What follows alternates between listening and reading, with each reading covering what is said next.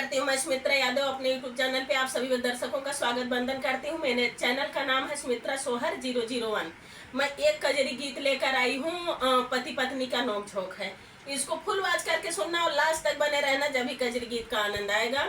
और समय बहुत कम है, देर न करते हुए सुनाती हूँ। इसको सुनिए, फिर कमेंट में बताइए गीत कैसे लगा। हे रजऊ मारी गई तोरी मतिया, राखती न में हरियाणा।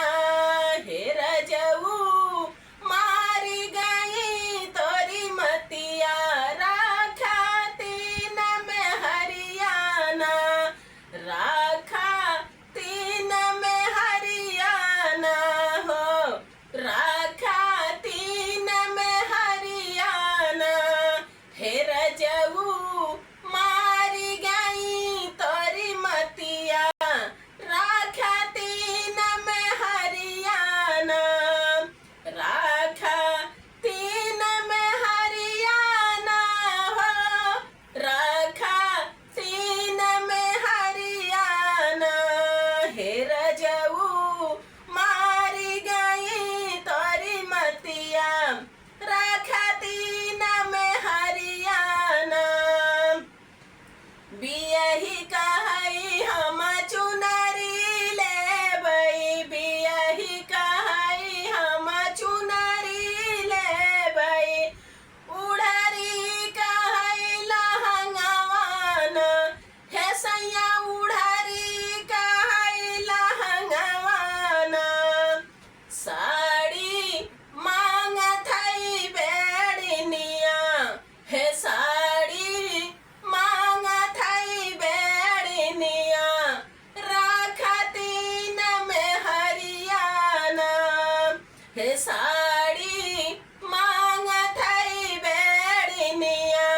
राखती न में हरियाणा। बियही कहई हम चुनरी लेबई, उड़री कहई लहंगवान। हे सैया उड़री कहई लहंगवान। साड़ी मांगत हई बेड़निया, हे साड़ी मांगत हई बेड़निया। राखती न में हरियाणा।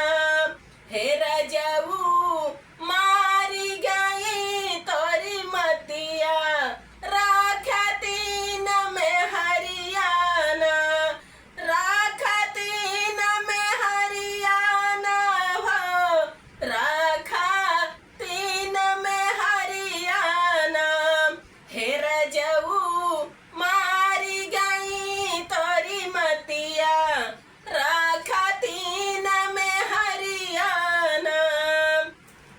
बियही कहई हम झुमका लेबई, बियही कहई हम झुमका लेबई।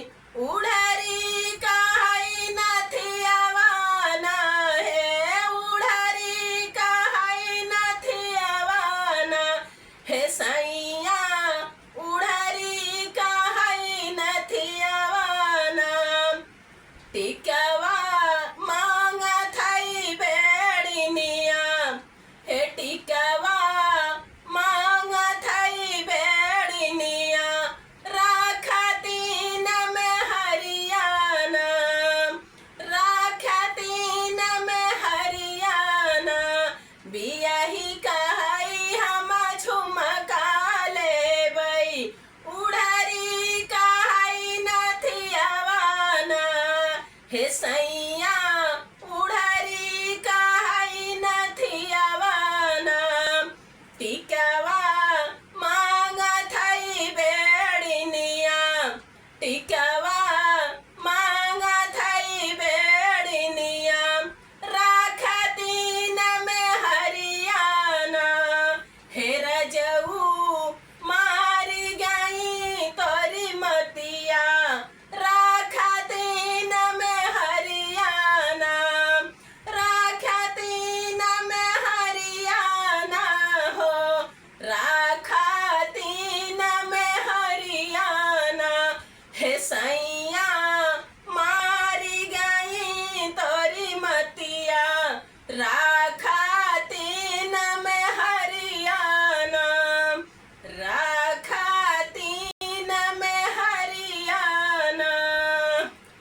दोस्तों गीत कैसे लगे कमेंट में जरूर बताना। मैं आपकी सुमित्रा, धन्यवाद। मिलती हूँ अगले वीडियो में।